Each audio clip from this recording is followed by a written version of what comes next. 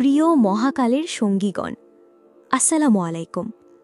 আজকের পর্বে আমরা শুনব কিভাবে মহাকালের সঙ্গী ইনস্টিটিউট একটি ক্ষুদ্র প্রয়াস থেকে একটি আন্তর্জাতিক দাওয়াতি আন্দোলনে পরিণত হল, কিভাবে তাদের ইউটিউব, রিল, দাওয়াতি কার্যক্রম হাজারো তরুণ তরুণী, পরিবার, সমাজ এবং আন্তর্জাতিক অঙ্গনে ঈমানের আলো পৌঁছে দিল, কিভাবে মায়া ও রাফির প্রেম আল্লাহর পথে শাশ্বত প্রেমের প্রতীক হয়ে দাঁড়াল এবং কিভাবে সমাজকে জান্নাতের পথে ডাকতে ইনস্টিটিউট তার ভবিষ্যৎ রূপরেখা স্থাপন করল।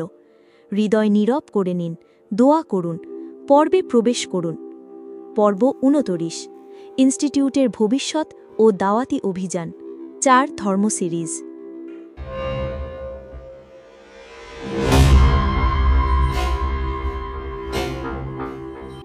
দৃশ্য ১, নীরব ফজরের প্রতীক্ষা।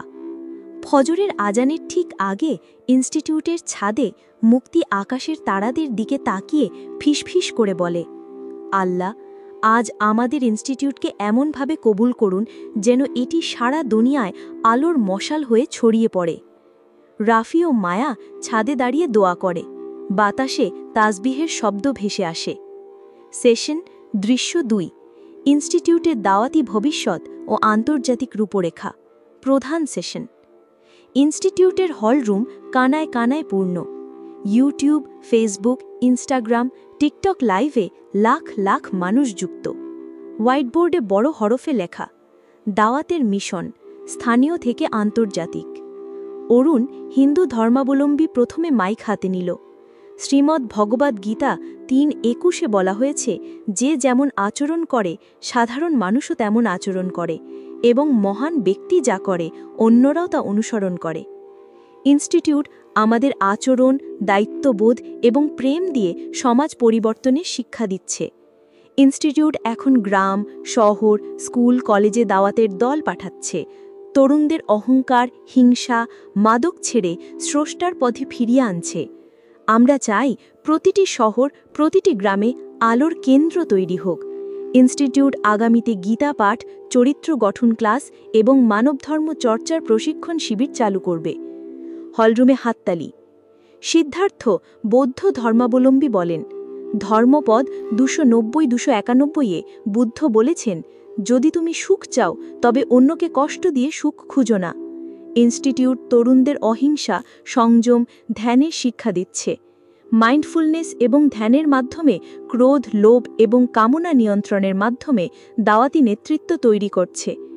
ইনস্টিটিউট আন্তর্জাতিক ওয়েবিনার, ধ্যান শিবির, সাইবার দাওয়াত ক্লাস চালু করছে, যাতে যুবক যুবতীরা তাদের অন্তরকে আল্লাহর সন্তুষ্টির পথে প্রস্তুত করতে পারে।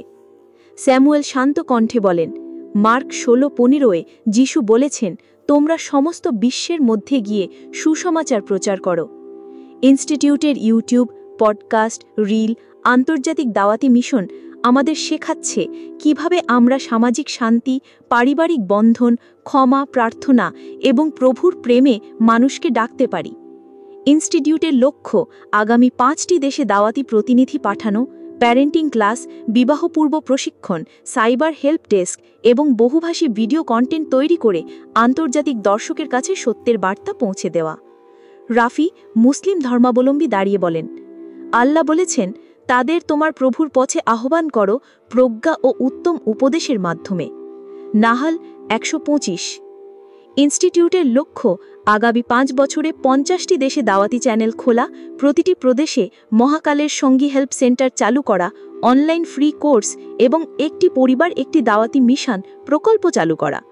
আমরা দাওয়াতকে রিল, শর্টস, প্রফেশনাল টক, আর্টিকেল, পডকাস্টে নিয়ে গিয়ে তরুণ প্রজন্মকে গেমিং, মাদক, লাস্টফুলনেস, আত্মহত্যা থেকে বাঁচিয়ে আল্লাহর দিকে ফিরিয়ে আনার জন্য কাজ করছি। মায়া চূড়ান্ত বক্তব্যে বলেন, হিন্দু, বৌদ্ধ, খ্রিস্টান, মুসলিম সবাইকে বলছি, দাওয়াতের মানে শুধু ধর্মীয় তর্ক নয়। দাওয়াত মানে হলো মা হিসেবে সন্তানকে জান্নাতের পথে ধরে রাখা, স্ত্রী হিসেবে স্বামীকে হেলাল রুদিতে অটল রাখতে সাহায্য করা, প্রতিবেশীর কষ্টে পাশে দাঁড়ানো, অফিসে সততার সঙ্গে কাজ করা, সমাজে আল্লাহর বান্দাদের কল্যাণের জন্য কাজ করা। ইনস্টিটিউট এই দাওয়াতি মিশনকে নতুন প্রজন্মের হৃদয়ে পৌঁছে দিতে আন্তর্জাতিক ও স্থানীয় মিশন একসঙ্গে পরিচালনা করবে। দাওয়াত হলো হৃদয় থেকে হৃদয়ে পৌঁছনো, ভাষার, দেশের, বর্ণের সীমা ছাড়িয়ে আল্লাহর প্রেম ছড়িয়ে দেওয়া। হলরুমে উপস্থিত মায়ার বাবা ও মা চোখে জল মুছে বলেন, আমরা মানব ধর্মে ফিরে এসেছি। আমাদের জীবনের অবশিষ্ট অংশ ইনস্টিটিউটের দাওয়াতি কার্যক্রমে উৎসর্গ করতে চাই। মায়া তাদের গিয়ে জড়িয়ে ধরে। রাফি হাত তুলে দোয়া করে, হে আল্লাহ, আমাদের এই দাওয়াতি পরিবারকে কবুল করুন। রাফি ও মায়া। দৃশ্য ৩। শাশ্বত প্রেম। রাত্রির আকাশে তারারা টিমটিম করে। মায়া ও রাফি ইনস্টিটিউটের ছাদে পাশাপাশি বসে থাকে। মায়া ফিসফিস করে বলে, তুমি জানো রাফি, দাওয়াত কেবল বক্তৃতাময়, এটি প্রেমের আকারে মানুষের জীবনে প্রবাহিত হয়। রাফি মৃদু হাসি দেয় ও বলে, তুমি জানো মায়া, তুমি আমার কাছে আল্লাহর দাওয়াতের প্রতীক। তাদের হাত একসাথে তাসবিহ গুনতে থাকে। বাতাসে মৃদু দোয়ার ধ্বনি ভেসে আসে। মুক্তির ডায়েরি। দৃশ্য ৪। দাওয়াতের সোপান। মুক্তিবার ডায়েরিতে লিখেছে, আজ আমি দেখেছি দাওয়াতের নতুন রূপ। আজ আমি শিখেছি দাওয়াত মানে একজন বাবার চোখে পানি এনে দেওয়া। দাওয়াত মানে মায়ের ঠোঁটে দোয়ার ফিসফাস, প্রেমকে জান্নাতের পথে রূপান্তর করা। আমি বড় হলে ইনস্টিটিউটের দাওয়াতি সৈনিক হব ইনশাল্লাহ। মুক্তি জানালার তারাগের দিকে তাকিয়ে ফিসফিস করে বলে, হে আল্লাহ, আমাকে এই দাওয়াতি পথে রাখুন। এই গল্পের অন্তর্নিহিত শিক্ষা। ইনস্টিটিউট আমাদের শেখায়, প্রকৃত দাওয়াত মানে কেবল বক্তৃতা নয়, বরং নিজের চরিত্র, আচরণ ও প্রেম দিয়ে সমাজে আল্লাহর পথে ডাক দেওয়া। সমাজ পরিবর্তন হয় যখন একজন মা সন্তানের হাতে, একজন স্ত্রী স্বামীর অন্তরে, একজন প্রতিবেশী অন্যের জীবনে আলোর দাওয়াত পৌঁছে দেয়। দাওয়াতের মিশন স্থানীয় সীমা ছাড়িয়ে আন্তর্জাতিক পর্যায়ে পৌঁছালে তা মানুষের অন্তরকে জান্নাতের পথে ফিরিয়ে আনে এবং সত্যের আলো ছড়িয়ে দেয়। এই গল্পে প্রকৃত সালাত মানে কেবল নামাজের রুকু সিজদা নয়, বরং নিজের জীবনকে আল্লাহর সন্তুষ্টির জন্য সাজানো। এটি মানে প্রতিটি কাজ, প্রতিটি সম্পর্ক, প্রতিটি উদ্যোগকে ইবাদতের রূপ দেওয়া এবং তাসবিহের শব্দের মতো জীবনের প্রতিটি ক্ষণে আল্লাহকে স্মরণ করা। প্রকৃত সালাত মানে নিজের এবং অন্যের জীবনকে জান্নাতের পথে নিয়ে যাওয়ার জন্য দাওয়াতি সৈনিক হিসেবে নিজেদের গড়ে তোলা।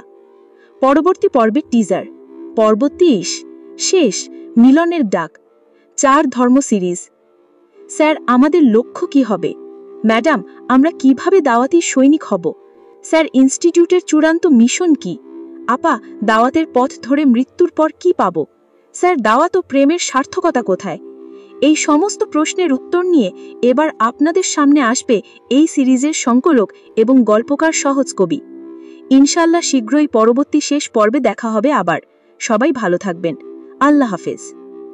সম্মানিত দর্শক, আজকের গল্পে ব্যবহৃত পবিত্র কোরআনের বিভিন্ন আয়াত হতে আমরা অনেক কিছুই জানলাম, কিন্তু জানা মানেই শেষ নয়, মানাও জরুরি। সত্য জেনেও অবহেলা করলে একসময় হৃদয় অন্ধ হয়ে যায়। আপনার প্রিয়জনকে এই ভিডিওটি পাঠান, যারা হয়তো সত্য জানে তবু দেরি করে মানতে। কমেন্টে জানান আপনার অনুভূতি কেমন ছিল। সাবস্ক্রাইব করুন মহাকালের সঙ্গী চ্যানেল, যেখানে কোরআনের আলো আপনাকে পথ দেখাবে গল্পে গল্পে।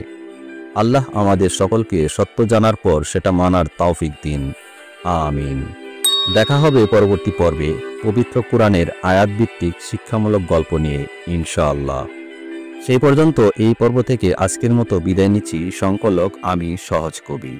সকলের জন্য রইল আন্তরিক দোয়া ও ভালোবাসা। মহাকালের সঙ্গী হওয়ার জন্য বিনীত আরজ রেখে বিদায় নিচ্ছি। সবাই ভালো থাকবেন।